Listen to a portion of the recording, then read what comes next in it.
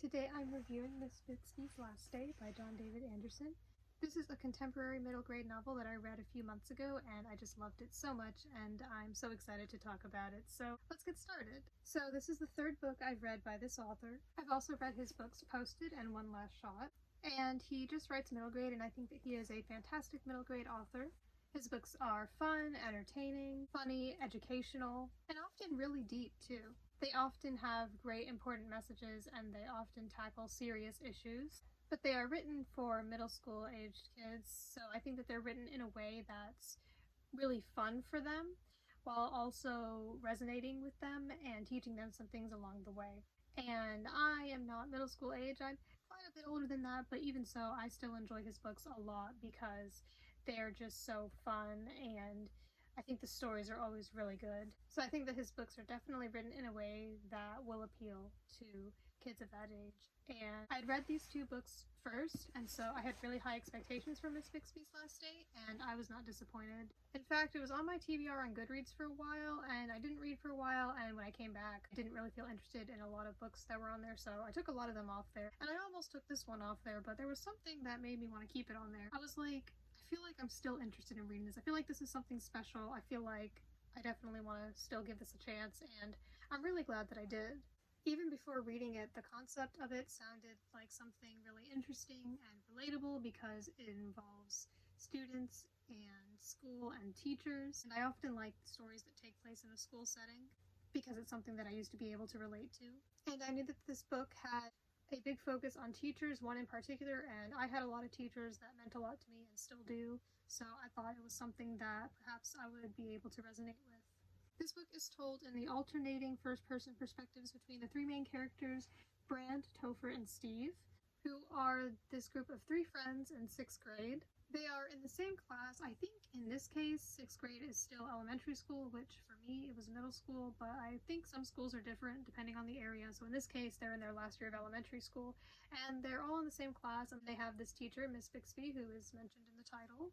Each chapter is told from one of their perspectives, and they all have pretty different personalities, but I think that they go well together, and I think that it makes it really interesting. Topher loves to make things over dramatic and act like he's a hero in a movie or something. He's got a pretty big imagination. He's very creative and he often draws in a sketchbook or on school papers. Steve is very knowledgeable about seemingly anything and everything and tends to info dump about things. Brand is more serious, but he still gets along with them and plays with them. I think that he stands up for his friends and is very independent, but I think he also knows how to joke around and have fun. So this book is about their teacher, Miss Bixby, who recently announced to her class that she has an illness. I don't know how it's pronounced, and I'm not going to attempt to pronounce it, but I will put it on the screen.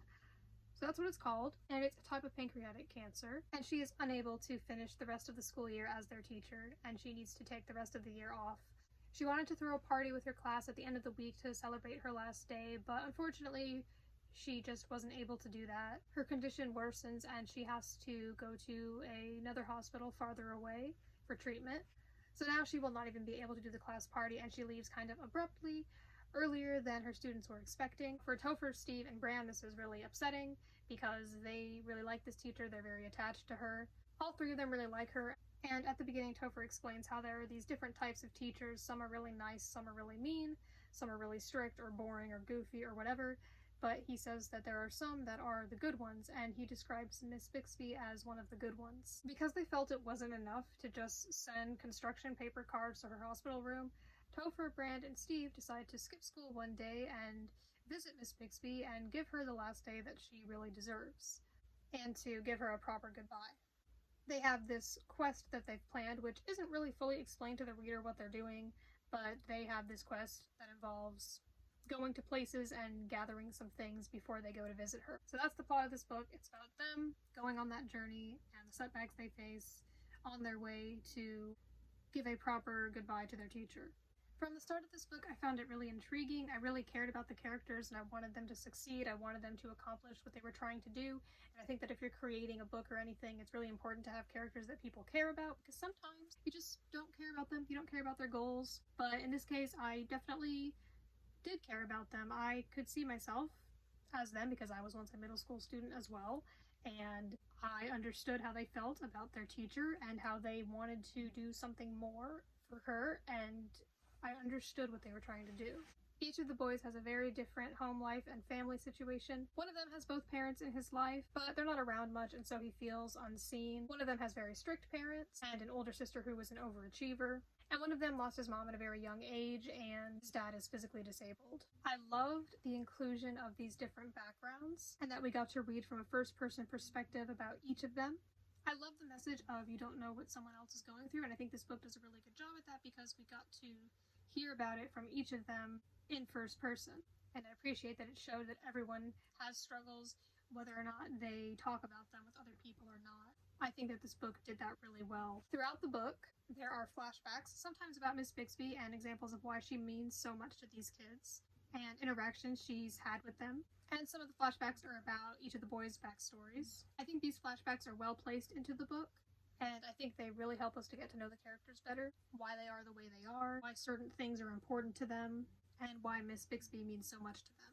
There are a lot of inner monologues and descriptions of feelings about life, and they're just so true and insightful. That's definitely a theme in a lot of his books. They do get a bit deep and profound, but I'm personally into that. I think the author has done a good job at describing these complicated emotions, which I think is especially useful for kids who are actually the characters' ages if they read it, because they might be experiencing something similar and they might not know how to put it into words as well. So they could read this and then they might think that that well describes how they're feeling.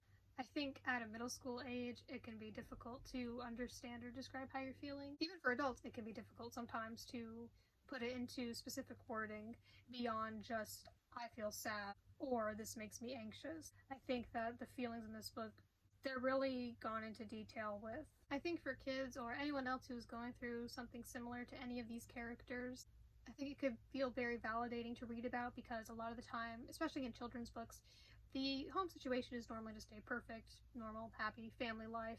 But that's not always the case in real life. There are many different situations that someone could be in.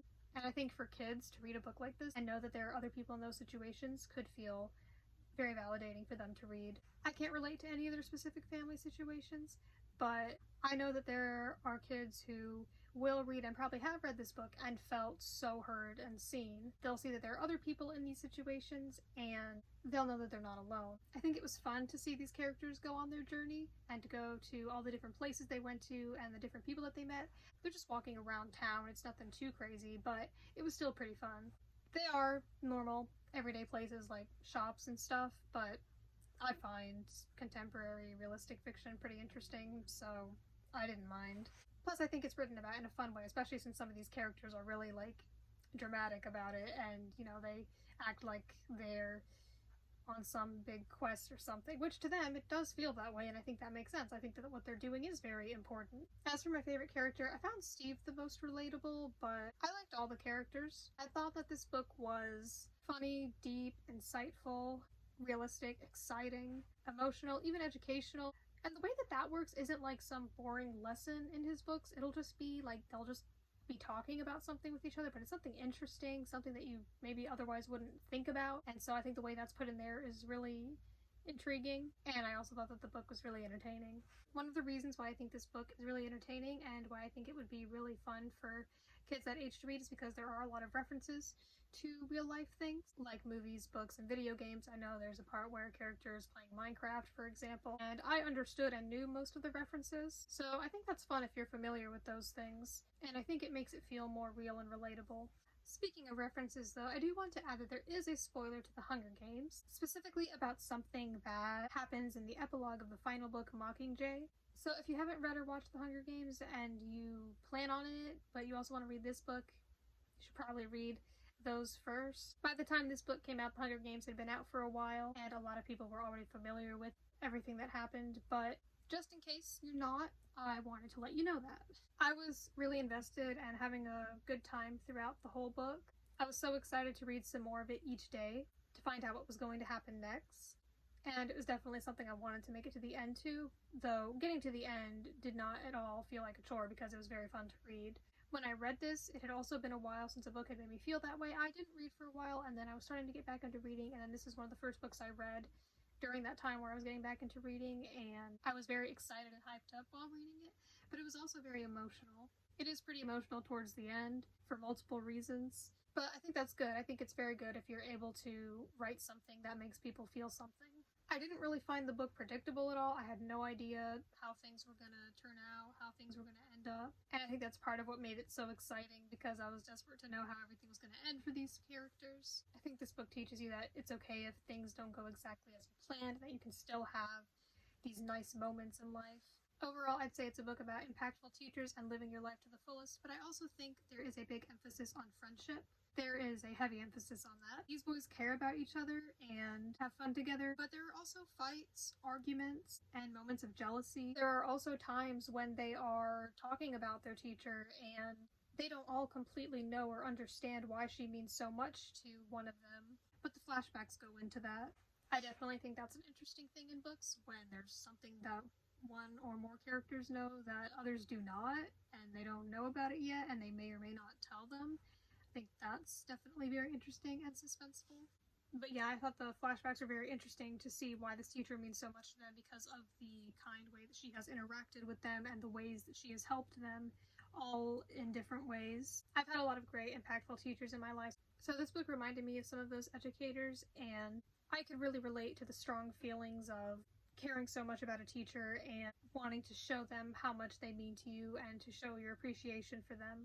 Despite no longer being a middle schooler or even a high schooler, I still read and enjoy middle grade books. I think that they are still very enjoyable, and they can even take me back to that time and remind me what it was like to feel that age and to go through these things. I said this in my channel introduction video, but I definitely want to talk a lot about middle grade on my channel. I'll be talking about plenty of other books as well, but I definitely want to talk more about those books because they aren't talked about on BookTube very much. I think there's just so much good middle grade out there, and I want to introduce more people to it. So I give this book 5 stars. I thought it was great. I thought it was an amazing book, and I think it could benefit so many people to read it. Not just 12-year-olds like the main characters, but kids younger, people that are older, even adults, I think. Now, it's not like super rare for me to give a book 5 stars, but I don't do it all the time. I don't absolutely love and have a bunch of positive things to say about every book I read.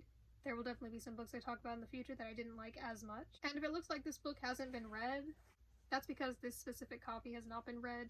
I borrowed this from the library and then enjoyed it so much that I knew I wanted my own copy of it, and then decided that I wanted to read everything else that this author has ever written.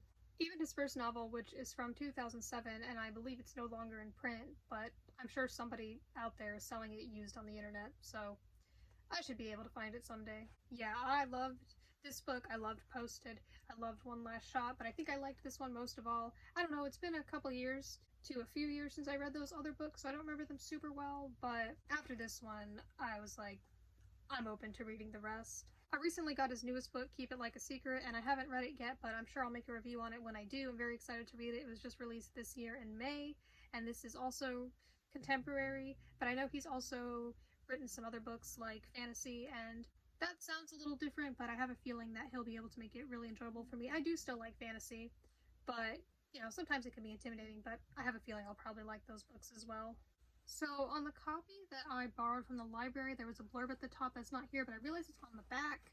There was a quote from someone that said, "Kids won't just love this book, they need it." And before I read it, I was like, that's a bold claim.